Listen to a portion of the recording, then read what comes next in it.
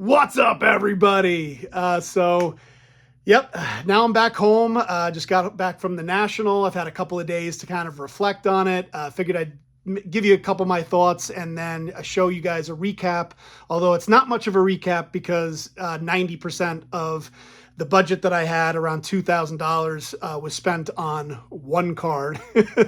But that's okay. You know, that when you spend an insane amount of money on a Babe Ruth Gaudy from the Grail collection, that's going to happen. And then if you pay all of that off the Monday before you go to the National, you're not going to have a ton of money to spend at the National. But that's okay. That's okay. Maybe next year I'll bring a bigger amount to bring, and to invest at the National.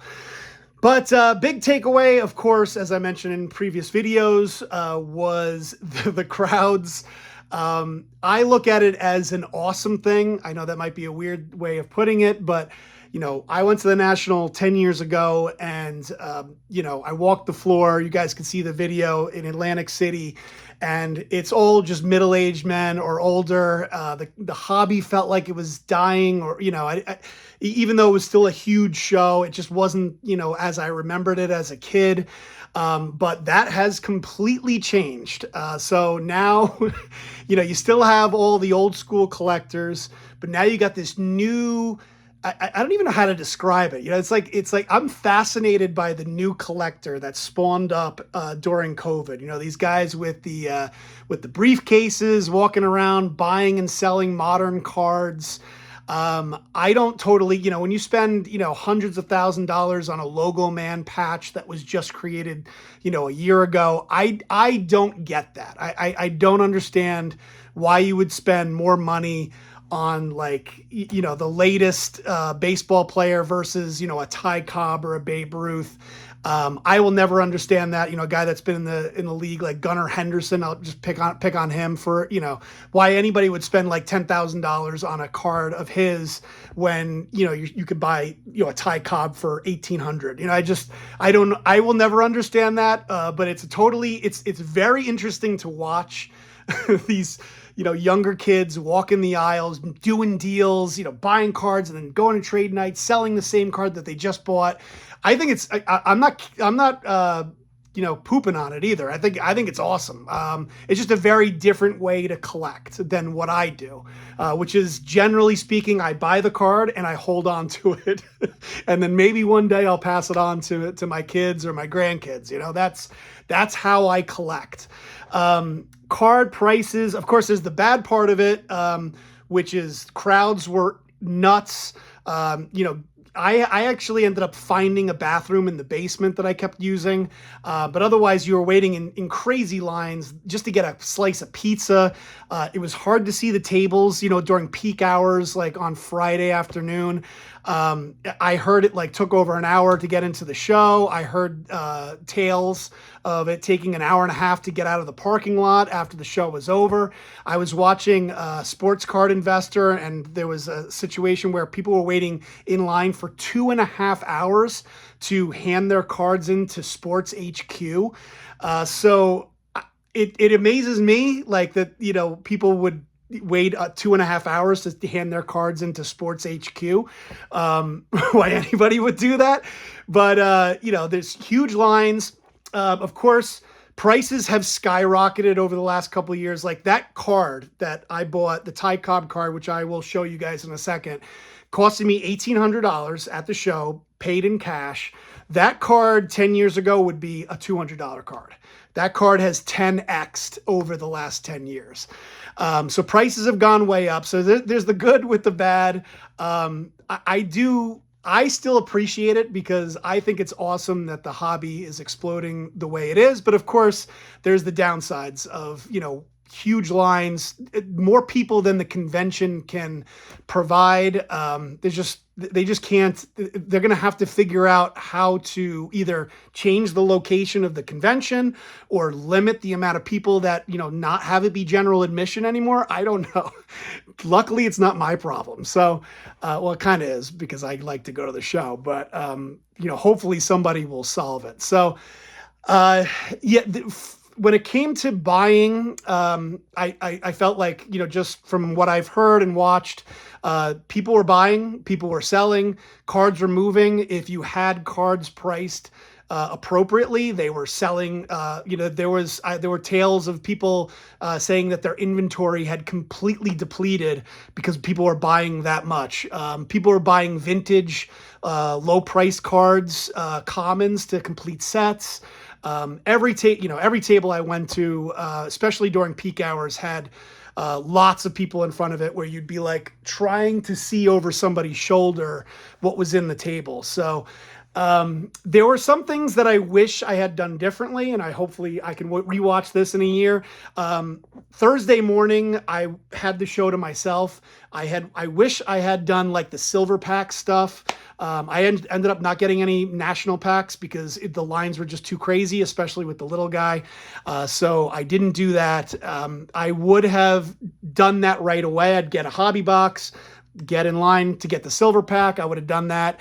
I saw that Baseball Collector did his his dog in that tag. I thought that was so cool, the custom card Sapphire. I wanted to do that with me and the little guy, but the line was just too long a tag to do that. So things like that, I would, instead of just roaming the floor, which was awesome, by the way, I would try to be a little bit more efficient in getting some of the things done, early in the morning if I could on like Wednesday, Thursday. So that's maybe some things I would be doing differently. So anyway, I'm going to turn the camera around and just show you guys the recap of some of the cards that I picked up. All right, guys. So first off, in the Thursday night hangout, was really awesome. Again, hosted by Baseball Collector Mike. They gave away this package of top loaders and penny sleeves, and I was just very impressed. Like, whoever did this, by the way, the penny sleever, I just got to give a shout out. Whoever wrote this out on every single one of these, there must have been 300 of these that were passed out at the hangout. For somebody to write this out and then hand out all of these penny sleeves and top loaders and one touch, and then write this out, I was just very impressed. So if you guys need to get penny sleeves or top loaders, check out thepennysleever.com. So I just wanted to give a shout out for that. And then Friday night, for those of you that missed it, was such a blast. A Friday night at the rooftop bar, hosted by Filmington, myself, and Mike O. I don't know who put this together. I know Phil worked with somebody to put this together, but the Hawk Tua card.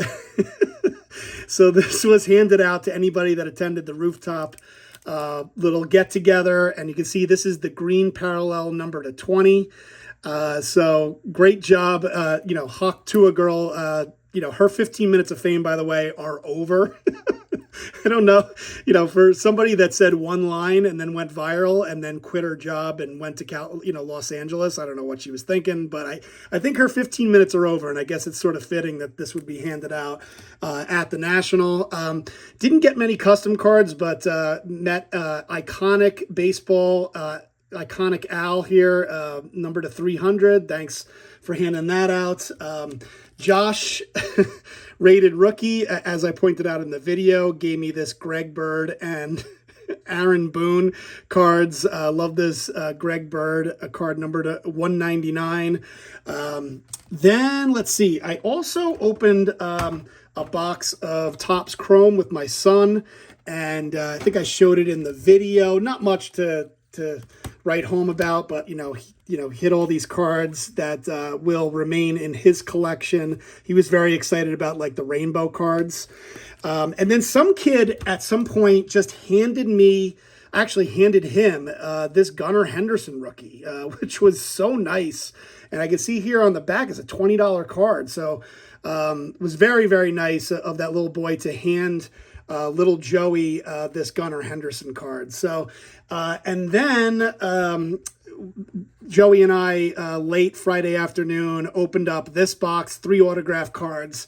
Unfortunately, we did not hit the Julio. We hit a couple of guys that I'm not really familiar with, Perdomo and Nova. Maybe the best card would be this Ronnie Mauricio autograph, numbered to 99. So pick that up just for the fun of it. And let's see. Oh, one other thing, two other things. So Mike, Baseball Collector, handed me this. Very, very nice of him to give me this awesome Yankees pennant, which I'm going to put into the background in future videos. And then I also got this collector's pack from the National at eBay. So I'm just going to go ahead and open it now. And let's see what's inside this. So I don't know what's in here. I don't expect much, but let's see. Let's see. Oh, very cool. A Michael Jordan 92-93 Upper Deck back-to-back MVP CSG 9. This is my first CSG graded card. So that's pretty cool. Michael Jordan. I definitely can't complain about hitting a Michael Jordan. And let's see what else is in here. We got a 2023 Topps Heritage. Let's open it. What the hell? Let's see if there's anything good in here. And we got a Santander, Contreras, Blake Snell. Oh, very nice. Aaron Judge. Aaron Judge has been just unbelievable. Like, got on base 5 times. He's at 39.99 for the year, just having another MVP season. And so I'll take all day long another Aaron Judge card. And then anything else in here? Oh, another pack. Anything else? Let's see. We got, looks like some stickers here. Not sure what this is. Sam Sando. And then Tariq Mensah, guard. So very interesting there. Is there anything else in here? I think that's it. Then we have a pack of 2021 Heritage. What the heck? Let's open it. Let's see what's in here. And we have a Brett Beatty, Gabriel Marino, Dingler. We have a Blaze Jordan mini, Austin Martin, Cartea, Herrera, and Francisco Alvarez. Some names I know at least. All right, and then finally, without further ado, here is the big card that I picked up at the National. Is the Ty Cobb, Huey Jennings. And like I said in the previous video, there's a 1912 T202 Hassan cigarettes. They went into, like, I guess they were like cigarettes with the tip, so it's like a little bit larger of a box, so you could fit the bigger card in there. But you got the Ty Cobb, and then another Ty Cobb of him sliding into third, which is an awesome action shot. And then Huey Jennings, who was Ty Cobb's manager, another Hall of Famer, also on this card. So the story behind this was I was interested in another card similar to this, but enough said cards. Andrew pointed out that the card you really want is the one with Ty Cobb in the middle sliding to third. And I saw this and I was like, you know what, if you find it, let me know. And then literally 5 minutes later, Andrew's like, right here, they have it right here. And I offered $1,800. The price tag you can see here was $2,000. And the guy, and we made a deal. Obviously the front of this card looks fantastic. The back of the card is where it's a 1. Unfortunately, the 2 Ty Cobb cards are where the paper loss is, but still an awesome, awesome card of Ty Cobbs and Huey Jennings. All 3 cards, being Hall of Famers. So love this. Like I said, 10 years ago, this would probably be like a $200 card. It's probably 10x'd over the last 10 years, but I do see a lot of momentum towards, cards with low pop, like these oddball cards that maybe people aren't as familiar with. So this was a card that I wasn't that familiar with. Like, I had seen it before, but, and by the way, this is very similar to the T205 gold border cards. You can see the Ty Cobb. If you ever saw the Ty Cobb version of this card, it's like a gold border, but kind of a takeoff of that. So, and then finally, real quick, of course, the Mike Tyson autograph. Let's pull this out. So anybody who's a fan of the Mike Tyson Punch-Out series, This was about $95, so I figured I had to get it.